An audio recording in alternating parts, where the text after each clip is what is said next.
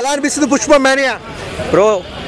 ఇక్కడ మా ఫ్యాన్స్ ఉన్నారు బ్రో, తెలుసుగా ఫ్యాన్స్ అంటే ఎవరు తెలుసుగా, ఆర్మీ బ్రో. ఎలాంటి రికార్డులు షేక్ అయితే పుష్పతో? ఎలాంటి రికార్డు షేక్ అయితే సినిమా వచ్చిన తర్వాత రికార్డులు అన్నీ ఈ ఇయర్కి ఇట్లా మడత పెడతాడు. ఈ ఇయర్ కాదు, ప్రతి ఇయర్కి ఇట్లా చూసుకుంటూనే ఉంటారు. అంటే ఎక్కడ చూసినా అల్లు అర్జునే, ఎలా అనిపిస్తుంది మీకు? అల్లు అర్జున్ కాదు, అల్లు అర్జున్ ఆర్మీ కనిపిస్తుంది ఈడ. అంటే పాట్నాలో ఈవెంట్ జరగడం చాలా కష్టం అయిపోయింది, ఎందుకంటే చాలా లక్షల మంది వచ్చారు కదా. మళ్ళీ అక్కడే అలా ఉంటే తెలుగులో ఎలా ఉంటుంది అన్న? ఇప్పుడు సాయంత్రం కనిపిస్తుంది ఈ రోడ్డు మొత్తం ఎట్లుంటే ఉసుక జలబడ్డట్టు ఉంటుంది ఇక్కడ. గ్రౌండ్ కూడా సరిపోదు, బయట ఉంటే దాని మీదకే చూస్తారు. చాలా వరకు పుష్పని నెగిటివ్ చేస్తారు కొంతమంది, వాళ్ళకి ఏం చెప్తావు? నెగిటివ్ చేసేవాడికి నెగిటివ్గానే మాట్లాడతాడు. మేము ఫాస్ట్గా చెప్పాలి, మాకు ఎప్పుడు ఫాస్ట్గా పుష్పరాజ్. అల్లు అర్జున్ లుక్స్ స్టైల్ ఎలా అనిపించింది అన్న? బ్రో ఇక్కడ ఒక బ్రో ఉంటాడు bro, same Allu Arjun hair style పెట్టుకున్నాడు. చూసినా ఇప్పుడే సేమ్ అట్లానే ఉంది.